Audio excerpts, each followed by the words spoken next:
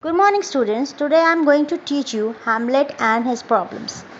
Before starting anything new, I would like you to please go and get a read of the Hamlet play by Shakespeare, William Shakespeare, and then come to this audio and you will understand the things.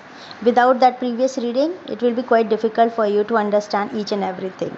So, Hamlet and his problem is an essay written by T.S. Eliot in 1919 that offers a critical reading of Hamlet. So, here the essay first appears in Eliot's The Sacred Wood, that is, Essays on Poetry and Criticism, in 1920.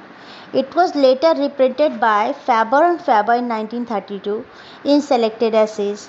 So, Eliot critiques gain attention partly due to his claim that Hamlet is most certainly an artistic failure. He is saying that Hamlet is an artistic failure here because it is missing some techniques, and Eliot also popularized the concept of the correlative objective correlative. What is objective correlative? It is a mechanism used to evoke emotions in an audience. In the essay, the essay is also an example of Eliot's use of what became known as new criticism. So here you see that what is the claim of Eliot? Yes, Eliot claims that the work of Shakespeare, the great master Shakespeare, is not perfect work. Which work? Hamlet. And he is finding it as an artistic failure rather than an artistic success. So here Eliot begins the essay by stating that the primary problem of Hamlet is actually the play itself, with its main character being only the secondary issue. The problem is the play actually. Eliot goes on to note that the play enjoys critical success because the character of Hamlet appeals to a particular kind of creative-minded critics. So, according to Eliot, a creative-minded individual who directs his energy towards criticism projects his own character onto Hamlet. He thinks he resonates or he identifies Hamlet as himself. As a result, the critic becomes biased in favor or the fixation on the character. Eliot accuses John Wolfgang von Goethe and Samuel Taylor Coleridge of this, stating that Goethe's critics turns Shakespeare's tragic hero into his own worthy, while Coleridge's lecture on Hamlet. Coleridge has written one work that is a lecture on Hamlet, in which he made Hamlet into a Coleridge. He is identifying with Coleridge. Eliot's work that due to their fixation on Hamlet rather than the play as a whole, they are focusing on Hamlet as a character, not the play as a whole. The type of criticism that Coleridge and Goethe produce is the most misleading kind of criticism. He is here saying that the criticism which Goethe and S.T. Coleridge is giving on Hamlet as a play is not on the play or about the whole play. It is about the character of the play, that is Hamlet. So they are identifying with the character of the play, character Hamlet, and they are giving the bias statement, and that is misleading. So he further says that here he says that he is now praising, T.S. Eliot is praising J.M. Robinson and Elmer's Edgar Stoll for publishing critiques that focus on the larger scope of the play. He argues here that what he is doing, he is now praising, he is criticizing two of them, that is S.T. Coleridge and Goethe, and here he is praising J.M. Robinson and Elmer Edgar Stoll, and he is saying that they focus on the larger scope of the play. He argues that a critic work cannot be interpreted, only criticized according to the standards or in comparison to another work. So you will not able to, if the work is a creative one and somebody has created it by their own means, so you cannot interpret anybody's creativity, but you have to only criticize it according to the standard. You have some standards and you are criticizing on the basis of that, or you will do comparison. So you will do a comparative study and standard studies. You are not able to do that real interpretation of anybody's creativity. So the work is creative. The function of interpretation in the argument is to make the reader aware of relevant historical information that they are not assumed to know.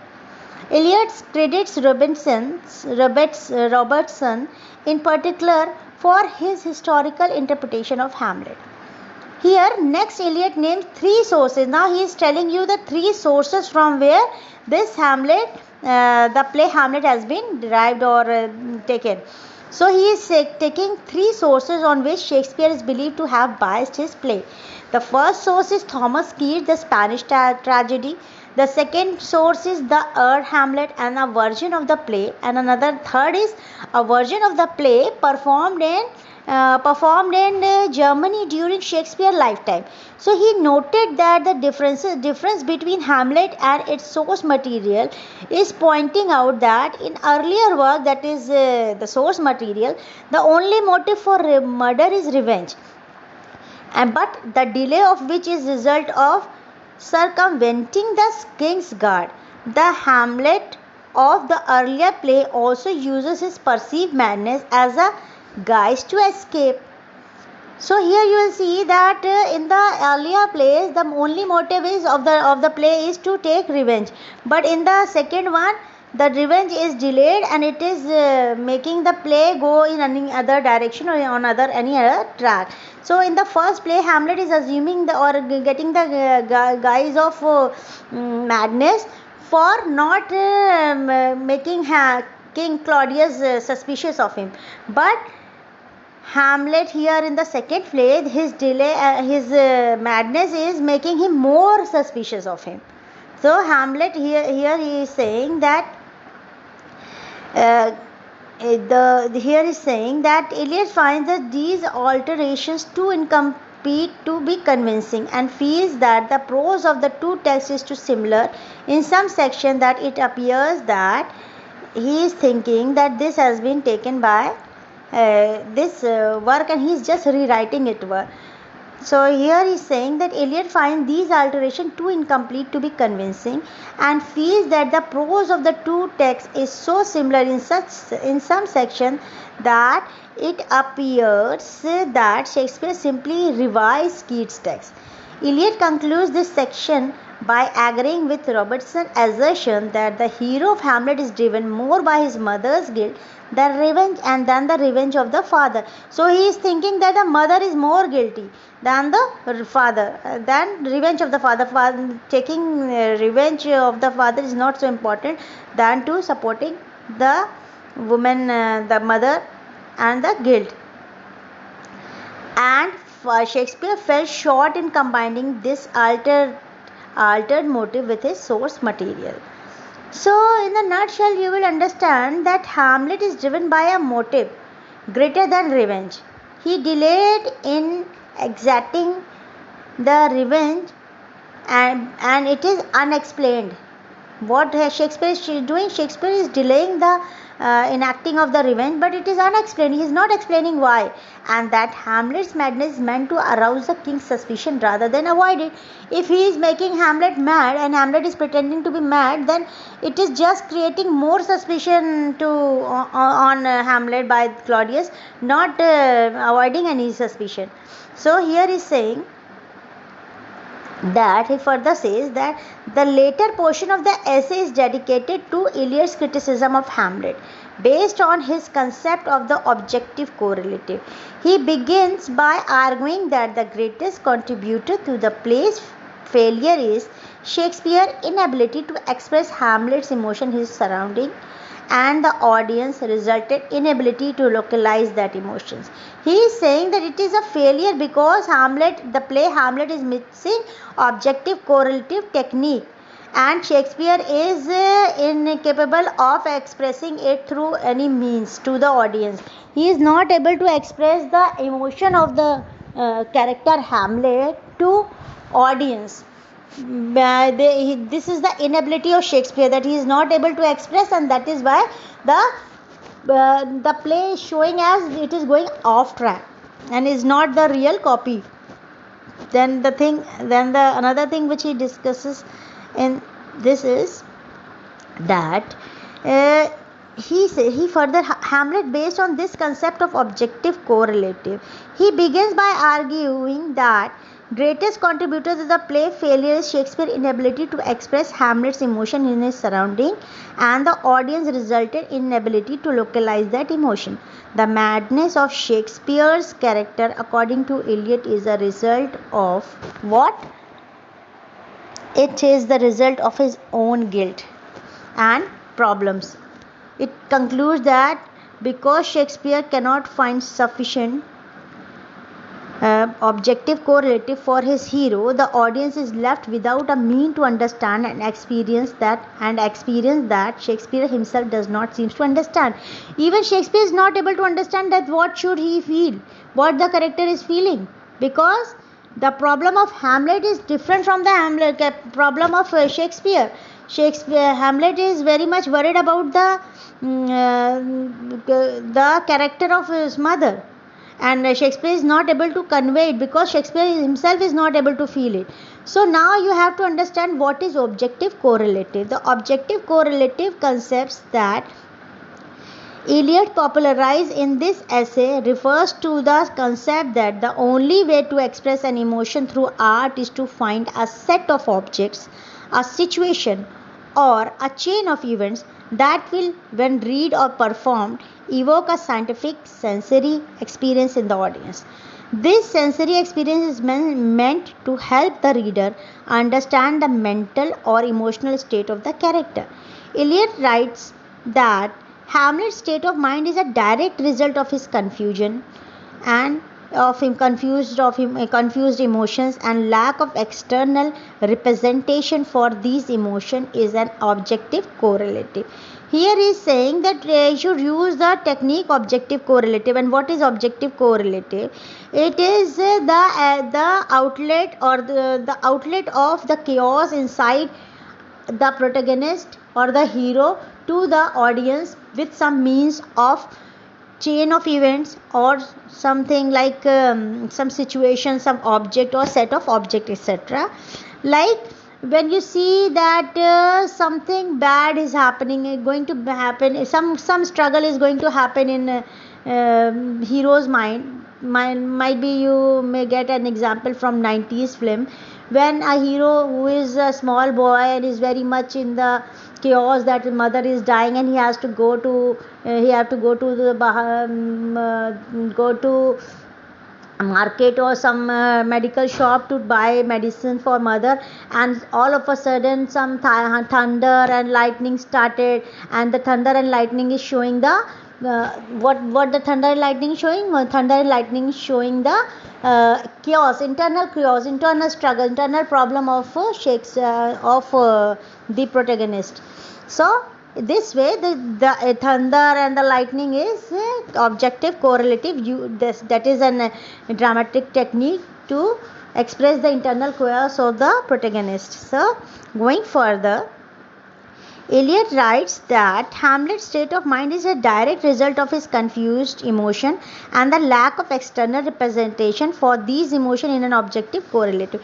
He is saying that Shakespeare is not technically using any dramatic technique to convey something to audience, and Hamlet is having this disguise of madman to get the truth. It is in reality, the real thing is that he is very much confused and depressed with the act of his mother and uncle. So it is the real reaction, it is the natural reaction, it is not that he is showing it anyways. He goes on to say that Hamlet's initial conflict is a disgust in his mother, but his feelings regarding the situation are too complex to be represented by Gertrude alone. Neither Hamlet nor Shakespeare can grasp or objectify these feelings. So it acts as an obstacle to the character's revenge and Shakespeare plot. But Eliot's point out that if Shakespeare had found an objective correlative for Hamlet's internal conflict, the play would be entirely changed, because the befuddlement that characterizes it is a direct result of Shakespeare's shortcoming in this respect. So he is saying that Shakespeare is definitely a failure here. He is not used. If he has used objective correlative technique here, it would be a better play. It would be a different play, and it is his failure to use all this technique, and it is not because that he is not using it, because he doesn't even have the idea of using it here.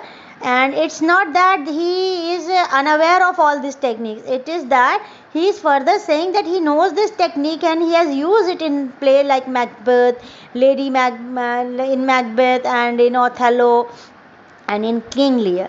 So, but Eliot points out that if Shakespeare had found an objective correlative for Hamlet's internal conflict, the play would be entirely changed, because the befuddlement that characterizes it as a direct result of Shakespeare's shortcoming in this respect.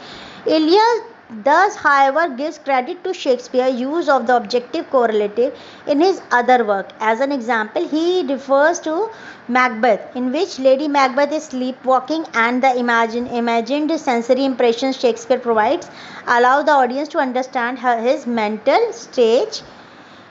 How? Mental stage? He is saying that it is not that he is completely unaware of this technique. If it is the case, he would not have used it in his another play like Macbeth, where Macbeth is using Lady Macbeth's sleepwalking and imagined the sensory impressions. Shakespeare allows the audience to understand her mental stage by this. So, one critical objection to Eliot's essay is that although Eliot begins Hamlet and his problem with a complaint against critics that conflate Hamlet and its hero, he then spent a large portion of the essay focused on Hamlet the character and his effect on the play. It has been noted that if Eliot's intent was to focus his critique on the play, he could have titled his essay Hamlet and its problem instead. Some critics have also pointed out that Eliot offers no formal critique or concrete suggestion to how to improve it. He is not giving any suggestion, he is just pointing out. And he is pointing out that the focus of other critics are more on the character Hamlet, and he himself is doing the same. Although many critics credit Eliot's concept of the objective correlative, some takes issue with this discussion of subject in his essay. Some critics argue that no individual can say with certainty that what emotions Shakespeare intended to convey in Hamlet, and thus cannot attack Shakespeare for failing to express it. Other also feels that Eliot's critique of the play is too driven by his what? It is too driven by his intention to make a criticism, that is objective correlative. So, first of all, you should think that why Eliot is using all this technique, and he is pointing out the great master, because that is the technique which will make him more famous. So what else can be the big thing if somebody is talking about big master or great master's shortcomings? So this is a technique for him to be famous also, and this can be a new technique for the bringing of new era, that is new criticism. Thank you very much. I hope you would have understood.